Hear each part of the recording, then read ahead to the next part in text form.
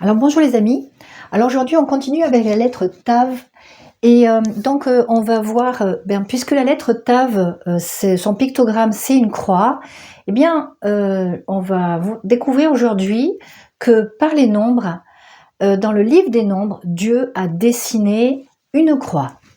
Alors on le voit dans Nombres chapitre 1, donc Dieu dit à Moïse dans le Sinaï, de la tente d'assignation, Dieu parle à Moïse et lui dit de faire le dénombrement de tous les mâles depuis l'âge de 20 ans et au-dessus qui peuvent aller à la guerre, ou ça peut être traduit qui peuvent sortir en armée.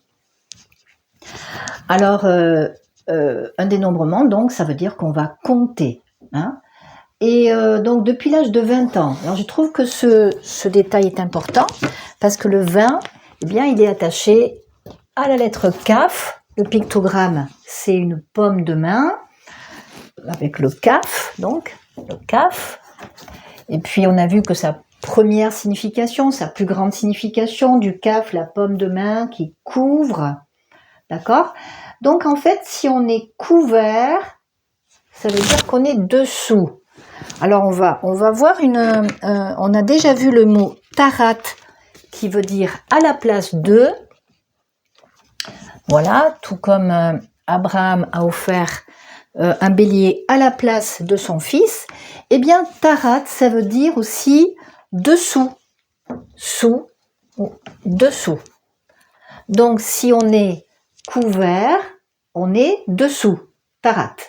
Voilà, et je vous le dis parce que ça va être, c'est ce qu'on va voir avec ce dénombrement. Alors, c'est là que j'ai fait un petit dessin avec les tribus dans l'emplacement que Dieu a ordonné. Alors, parce que Dieu a ordonné un emplacement pour chaque tribu. Voilà ce que ça va donner. Alors, au milieu du camp, donc ça c'est au chapitre 2 et au verset 1 et 2, il est dit que donc il fallait qu'ils mettent au milieu du camp le tabernacle. On va dire que là j'ai dessiné, je ne sais pas si vous voyez, un petit rectangle rouge. Pour moi c'est le cœur du camp. C'est-à-dire que c'est le coffre de l'alliance, là où il y a le sang qui est répandu, là où Dieu se tient, là où Dieu parle. Voilà. Et puis donc Dieu leur dit qu'il va falloir qu'ils mettent leur campement autour et vis-à-vis, c'est-à-dire qu'ils regardent. Ils regardent vers la tente d'assignation. Donc Dieu dit que le camp de Juda avec le camp d'Issachar et de Zabulon vont se mettre côté soleil levant, à l'Orient. Et donc le nombre des hommes au-dessus de 20 ans capables de porter des armes, capables d'aller à l'armée, c'est 186 400 hommes. Donc j'ai fait des petits carrés là pour faire une proportion.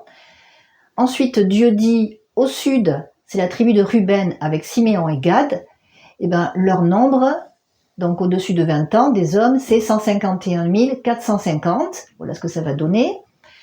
Et puis côté mer, à l'Occident, il y a la tribu d'Éphraïm avec Manassé et Benjamin, 108 000 hommes. Voilà ce que ça donne.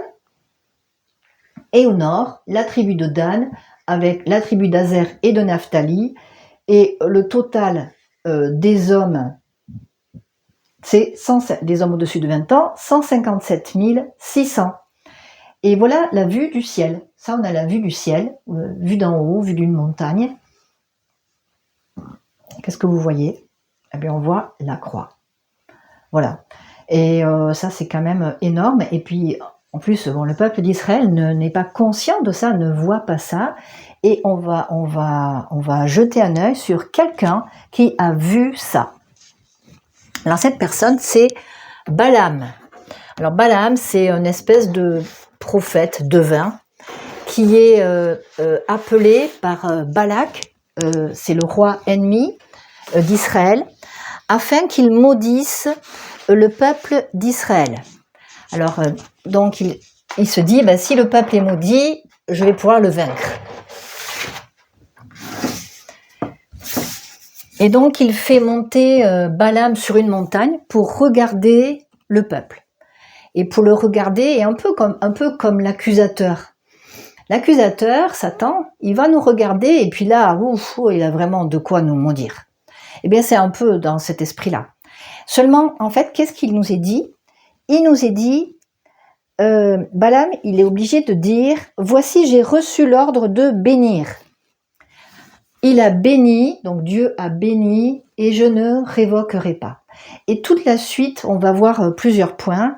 Eh bien, ça va être, s'il va faire toutes les déclarations qu'on va voir, ça va être parce que ce qu'il a sous les yeux, c'est ça, il voit le peuple sous cette croix.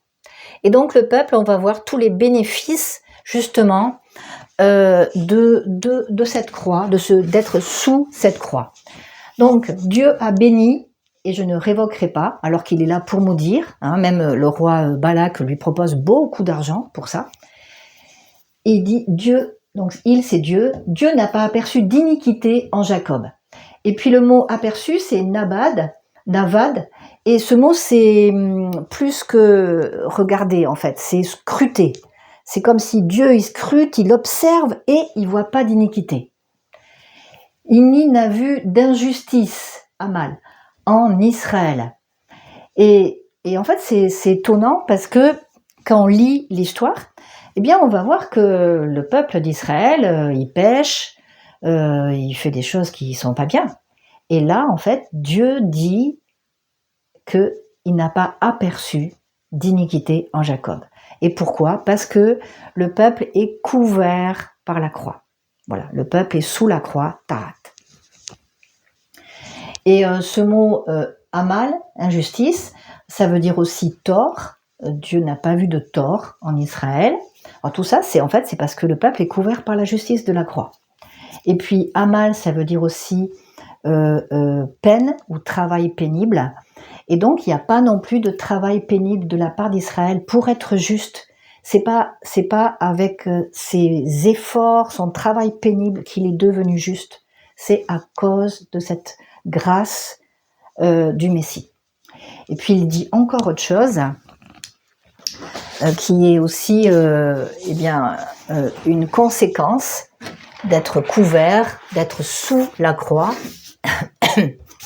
Il est dit que l'Éternel est avec lui, est avec le peuple. Un chant de triomphe royal est au milieu de lui. Et puis le mot chant de triomphe, c'est teroua, qui commence par un tav, c'est aussi un cri de guerre, c'est aussi un cri de joie, un cri de guerre royal. Il y a le roi qui pousse un cri, le grand roi des rois. Voilà, pourquoi? Parce que la croix, en fait, il y a eu un triomphe à la croix. Ensuite, un autre point, l'enchantement. Alors l'enchantement, c'est narash. Narash, c'est le même mot que serpent, narash. Donc on voit bien l'enchantement, d'où ça vient. L'enchantement, c'est un peu comme jeter un sort, prononcer une malédiction. Et donc, qu'est-ce qu'il est dit? L'enchantement, narash, ne peut rien contre Jacob, à cause de la croix. À cause de la croix, c'est une protection. Et donc l'enchantement ne peut rien.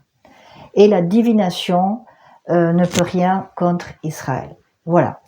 Et voilà tous les bénéfices de cette croix à l'avance déjà, à l'avance, avant même que concrètement ça soit physiquement que ça soit fait. C'était déjà spirituellement, ils en étaient au bénéfice à cause de la foi et en particulier à cause de la foi d'Abraham, le père des croyants.